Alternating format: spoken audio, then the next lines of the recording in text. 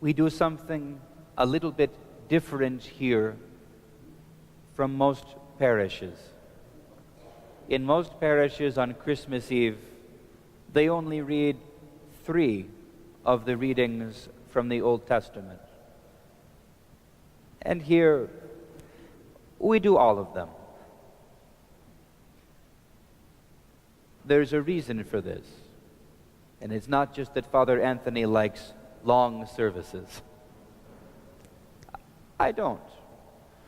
But there are things that are good to do, that are good to hear, and that are good to understand, that lend a weight and a gravity and a joy to our worship.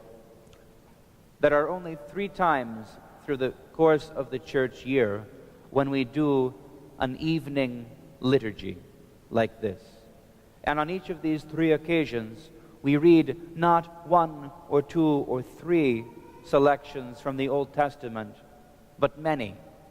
Tonight, 8 on Theophany, 11 on Great and Holy Friday.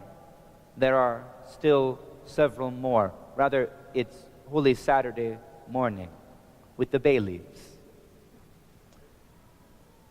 These 3 services in the ancient church were the occasion for baptisms. The catechumens who had been preparing to enter the church by fasting and study and prayer were brought in procession into the church carrying candles, and they were baptized during the service. So tonight, the service will take an hour and 40 minutes, maybe a little bit longer, but we have a few people only for communion, so probably by 7:40 we will be moving to the carols and starting to leave. But then they would have spread it out. They would not have read the readings quickly, they would have intoned them, because the colimvitra, the font, would have been off to the side, a large one that an adult could step into like a little swimming pool and be immersed and come out.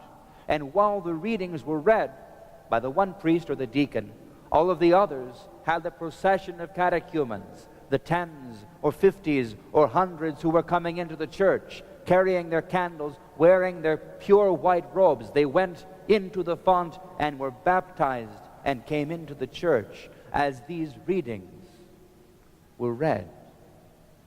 And then afterwards, in joy, in celebration, the troparia are read, the liturgy continues, and those who have been baptized would receive communion for the first time. Now, these services have not been seen in this way for 1,000 years. We do not do this any longer because we do not have adults coming into the church unbaptized. But on these 3 days, we remember the momentous joy of those who pass from darkness into light. We reflect on the reality that eternity has broken in and overwhelmed this created order. That God has not abandoned us, that He comes into the world, He embraces us, He calls us to union with Him. And all the nations, all the peoples are called to enter in through the baptismal font, through Holy Communion, through the embrace of us, the people of God, to come into communion with our Savior.